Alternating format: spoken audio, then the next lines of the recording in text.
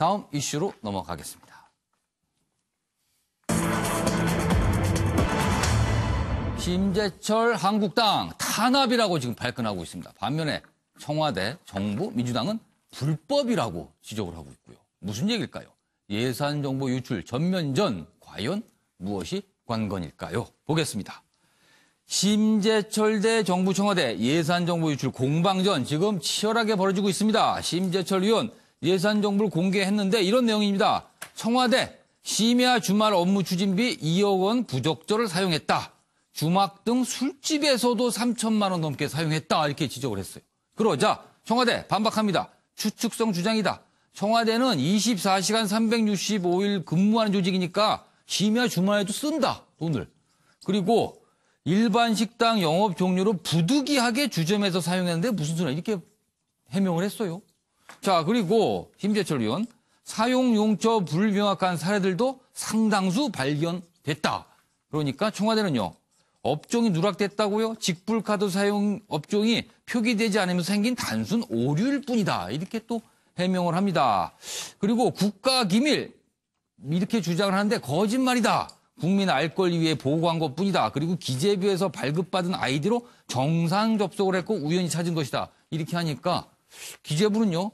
무단 획득 자료 확인도 않고 제3자에 공개했다. 그리고 비인가 영역에서 비정상적인 방식으로 접근했다. 검찰 고발한다.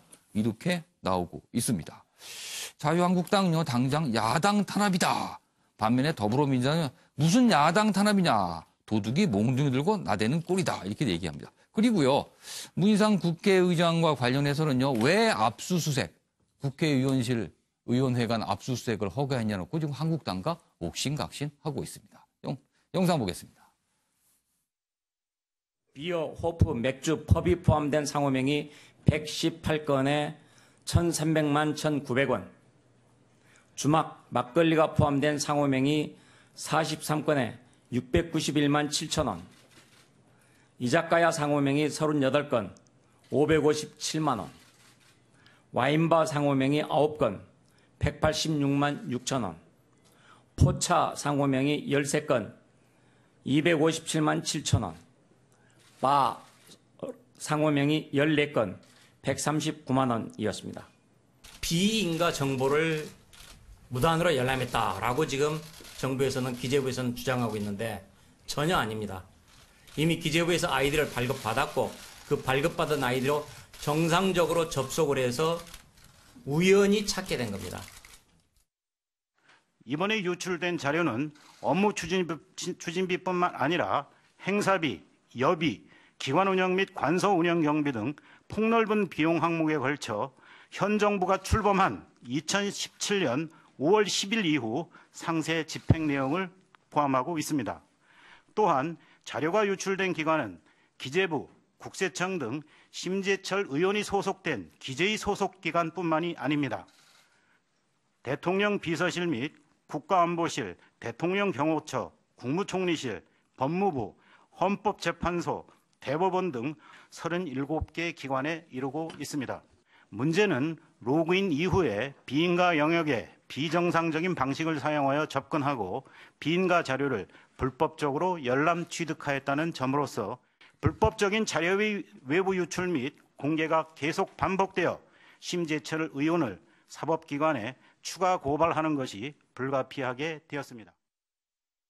네, 심재철 의원은 야당 탄압이다. 기재부는 불법 행위를 한 것이다. 청와대는 추측성 주장일 뿐이다. 이렇게 정면 대치하고 있는데 과연 이건 무슨 상황입니까? 이걸 어떻게 봐야 될까요? 일단 황장수 수장께서 이건 어떻게 이해해야 됩니까? 이 상황을. 예, 듣기에 따라서는 말이 복잡해가지고요. 예. 쉽게 이해하지 못할 수 예. 있는데 아마 심재철 의원 측에서 기재부에 예. 국회 국감이나 이런 정기 국회용으로 자료를 요청하니까 예. 뭐 그 자료는 이 재정정보원이라고 기재부 산하에 예. 정부 기관들이 쓴 어떤 돈들 내역을 모아놓은 정보망이죠. 예, 사이트를 가르쳐 주면서 거기에 이제 아이디나 이런 걸 줬을 거라고 봅니다. 그래서 필요한 그것만 보라 이랬는데 37개 기관, 청와대 등을 포함한 자료들이 심재철 의원은 이렇게 하다 보니까 열렸다고 주장을 하고 우연히. 그런데 이제 정권에서는 그런 부분은 열어볼 수 없는데 예. 당신이 해킹이나 이런 수법을 쓴 거 아니냐 사실상 그렇게 말을 하는 거죠. 그러면 이 부분에 있어서 해킹이라면 이거는 이제 범죄 예. 시비가 나올 수 있겠죠. 예, 예. 해킹이 아니라면 예. 불법성이냐 예. 안 그러면 공익성이냐 예. 이 부분을 법원이 판단하겠죠. 어차피 지금 고발되고 쌍방이 예. 고발을 하지 않았습니까? 예. 그래서 국회의 행정부 견제 감시는 고유 권한인데요. 예. 현 정권이 그 적폐 청산 정권으로 예. 지난 정권의 특수활동이나 예, 예. 각종 돈성 문제들을 이의를 제기했기 때문에요. 저는 현 정권이 이 사태에 뭐 오늘 저렇게 예. 발표한 세부 내역을 지어냈을 리는 없지 않습니까? 예. 그럼 정권이 저 부분에 대한 문제 제기에 대해서 세세하게 다 해명할 필요가 있다. 그래서 해명을 한 다음에 누가 예. 옳고 그른가를 법적으로 가릴 필요가 있다. 저는 그렇게 봅니다. 오늘 심재철 의원이 공개한 이 사용 내용은 좀 어떻게 보세요? 그러니까 제가 봤을 때 저걸 예. 소설로 만약에 지어냈다면 저건 큰 범죄지요. 명예훼손이자. 예.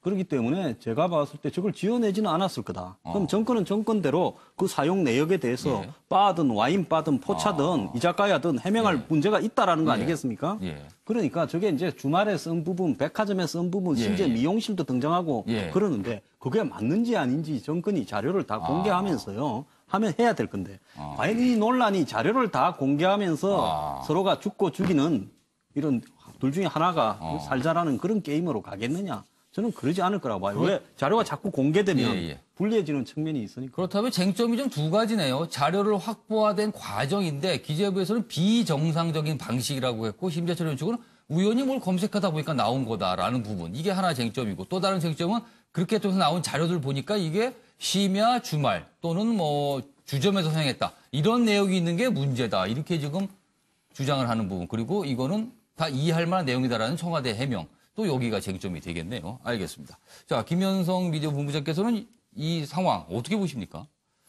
예, 조금 저는 개인적으로는 세 가지가 이제 쟁점이다. 예, 예. 지금 이 상황에 대해서는. 예, 말씀해 주시죠. 근데 이제 부의장이면서 오선 의원까지 되신 분이 결국은 이제 우연찮게 예. 기재위를 하면서 들어가서 우연히 발견했다라는 예. 거잖아요. 예. 그러면 사실 우리 한국의 예산 결산 시스템에 아주 지대한 보안 관리 시스템에 문제가 있는 거예요. 그렇다면 그건 보안에 문제가 그러니까 있는 거네요. 작년 5월부터 160여 차례 드나드셨다는 거지 않습니까? 예. 그 상황을. 그래서 결국은 저는 부의장을 하시고 오선 의원을 했던 분이시라면 저 같으면 그러겠어요. 예. 아, 이렇게 중대한 게 있는데 이렇게 했더니 들어갑디다. 그래서 좀 이걸 보완하십시오. 라고 해서 국정감사나 이런 데 지적을 해야죠. 기재부 예산결산 시스템 이렇게 문제가 있냐? 이거 빨리 고쳐라. 그래, 그렇게 해야 되는데 그러지 않고 1년 내내 한 160번을 돌아다니면서 불법 정보를 계속 다운받으신 거예요. 왜 자료를 다운로드 받았냐? 그렇죠. 다운받으면서 뭔가 때가 되면 써야겠다라는 생각을 예. 하셨을 때 아닙니까? 예. 왜 이때 이제 발표했냐라는 거에 대한 의문점도 좀 있긴 한데 이 부분은 그렇게 처리했어야 돼. 저는 부의장다운 모습이고 오선 의원다운 모습이다라고 저는 보고요. 또한 이제 불법성과 관련된 이걸 이제 불법적으로 취득했냐 안 했냐는 이미 검찰에 고발을 했기 때문에 검찰에서 다루면 된다고 저는 봐요. 그래서 그 부분을 검찰에 다룰 수 있도록 하는 거고 저는 이제 업추비와 관련돼서 부분은 오늘 청와대에서 결국은 구체적으로 얘기를 했지 않습니까? 이 청와대란 기관이 24시간 365일 일하는 기관으로서 결국은 보편적인 그 원칙은 있지만 그것이 개별 사안으로서 했을 때는 조금 더 특수한 경우도 있다라고 결국은 여러 가지 해명을 했기 때문에 이제 더 이 문제와 관련돼서 더 자세한 해명을 할 수밖에 없는 상황이 돼버렸어요. 그래서 이제 결국은 업무추비 내역과 관련돼서 분명하게 청와대 내에서 소명을 하든 아니면 감사원을 통해서 소명을 하든 결국은 소명을 할 수밖에 없는 상황이 됐다. 그래서 이번 사건은 결국은 세 가지를 나눠서 봐야 되는 게 아닌가라는 생각이 들고요. 저는 이제 분명한 것은 우리가 일상에 살다가 문이 열렸다고 그래서 그 문을 그냥 들어가서 훔쳐올 수는 없는 거지 않습니까? 오히려 주인, 주인님, 여기 문 열렸습니다. 그 도둑이 들 수 있으니까 문 닫고 그러니까 문제가 있는 걸 알려줬어야 된다. 그렇죠. 그게 국회의 역할이고 알겠습니다. 행정부를 견제하고 감시하는 역할인데 1년 내내 그것을 그냥 알면서도 그러면 지속적으로 했고 그리고 그 기재부의 의견에 따르면 비정상적인 습득이라지 않습니까? 그냥 스페이스키 몇 번 눌러갖고 됐다 오는 게 하는데 그렇지 않다는 거지 않습니까? 그걸 확인해야 되는 거고 결국은 이것이 불법적인 것을 인지하면서 국회의원이 불법적인 걸 인지하면서 1년 내내 그걸 허락했느냐라는 것 같고 상습적이고 예. 계속적으로 했지 않습니까? 그러니까 결국은 이 부분에 대해서도 분명히 검찰에서 다뤄져야 된다라고 봅니다. 그러면은 청와대에서 한 3천만 원 이상을 주점으로 보이는 장소 쓴 부분은 또 어떻게 보세요? 저는 그 업추구 부분은 분명하게 이건 다 다뤄져야 된다 봐요, 이제는. 왜냐하면 공개가 됐기 때문에. 예. 이게 사실인지의 부분과 예. 왜 그렇게 했는지에 대한 부분을 명확하게 할 수밖에 없다, 이제는. 알겠습니다. 국민들은 이제 그거에 대한 관심도 있다. 불법이냐, 합법이냐 문제가 아니고 그런 데에 대한 또 관심이 그거에 있는 대한 거죠. 해명이 좀 더 있어야 된다. 아, 그렇죠. 알겠습니다. 네네. 그럼 여기서 여야의 공방 저희가 영상으로 준비했습니다. 보고 이어가도록 하죠. 검찰이 지난 21일 심재철 의원실을 압수수색한 데 대해 자유한국당이 야당 탄압이라는 황당한 주장을 펴고 있습니다. 오늘 긴급 의총까지 연다고 합니다. 적반하장도 유분수입니다. 잘못은 저지른 도둑이 도리어 몽둥이를 들고서 나대는 꼴이 아닐 수 없습니다. 도둑질 당한 행정 자료를 되찾기 위한 정당한 법 집행이 어떻게 야당 탄압이라는 것인지 도무지 이해할 수 없습니다. 이것은 불법 행위에 대한 관심을 딴 곳으로 돌리려는 억지 주장일 뿐입니다. 심재철 의원실 압수수색에 대해서는 이거는 제1야당에 대한 강도 높은 탄압으로서 우리는 결코 자시하고 또 묵시할 수도 없습니다. 앞으로 대정부 투쟁에 나서겠다는 말씀도 분명히 드리면서 야당 탄압이고 의회 권력의 무시고 무엇이 그렇게 겁이 나서 이례적인 이런 일을 벌리는지 국민으로서는 이해하기 힘들다. 국민의 권리 봉쇄하는 문재인 정권 규탄한다! 업추비가 기밀인가 혈세 내역 따져보자!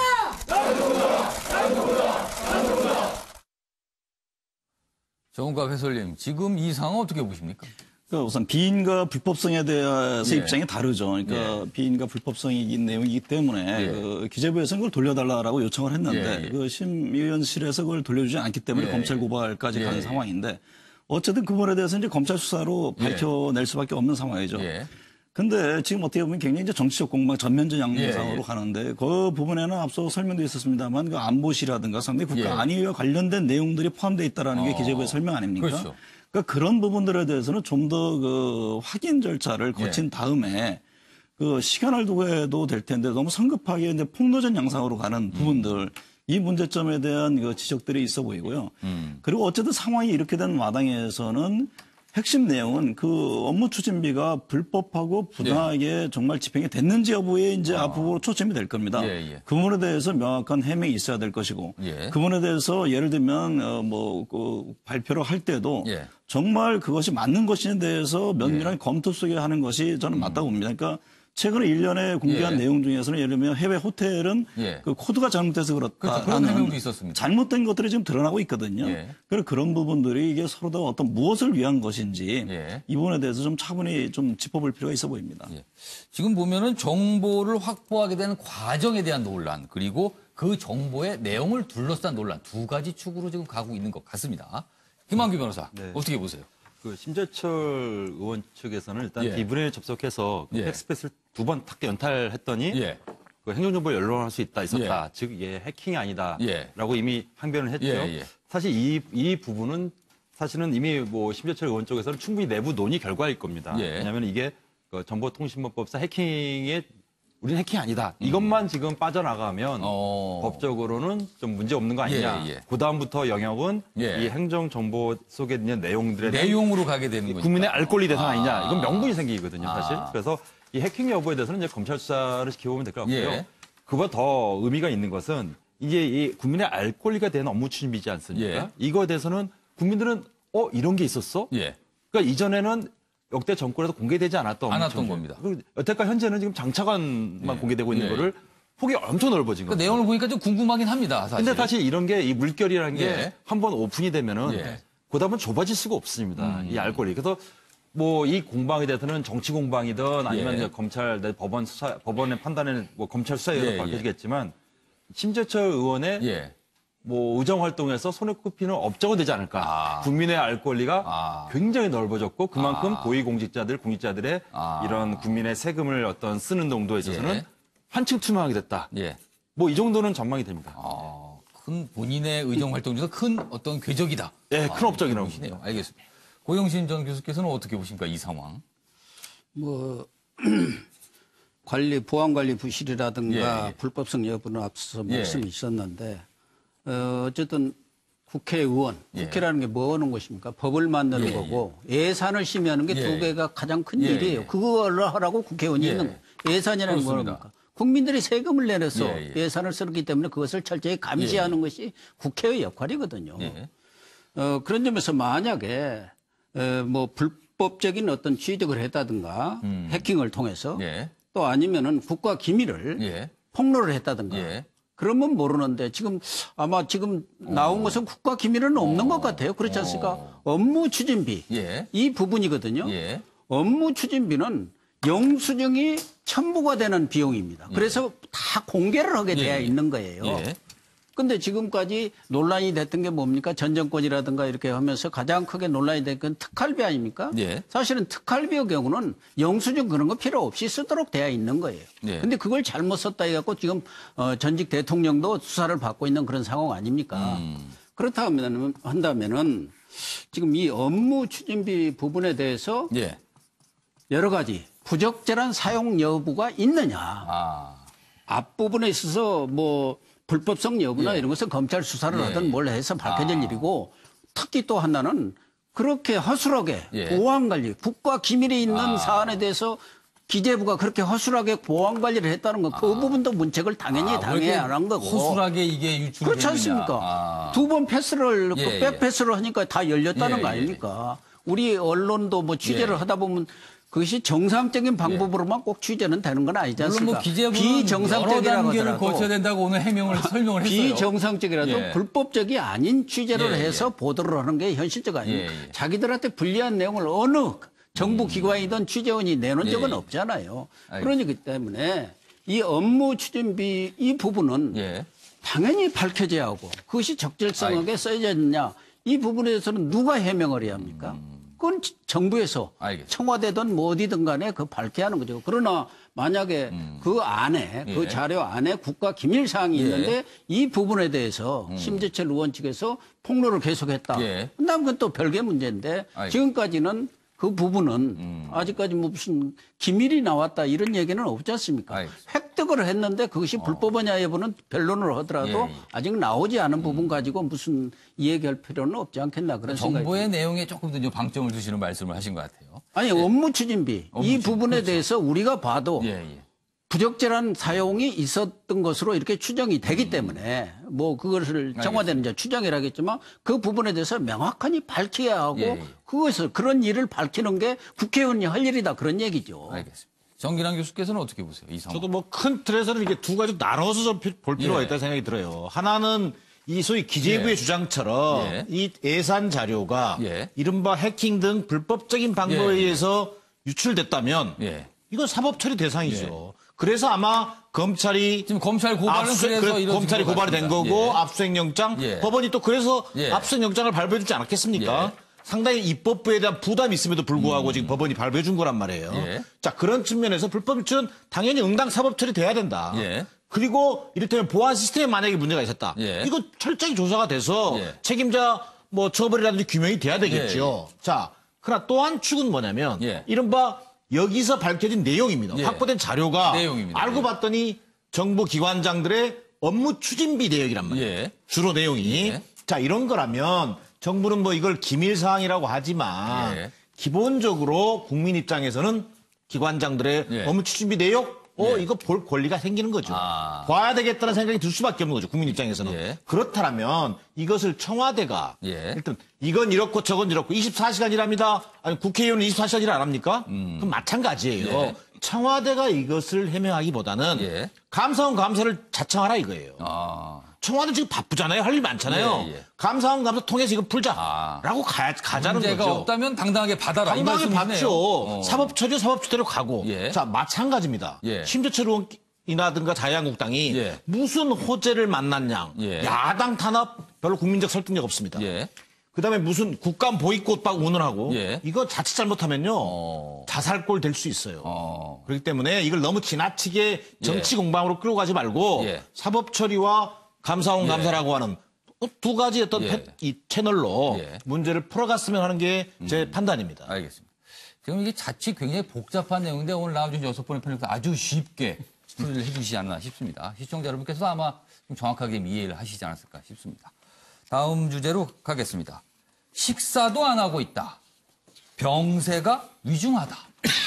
박근혜 전 대통령을 둘러싸고 건강 이상설이 계속 나돌고 있습니다. 당국은 사실무근이라고 해명을 하고 있는데도 말입니다. 왜 그럴까요?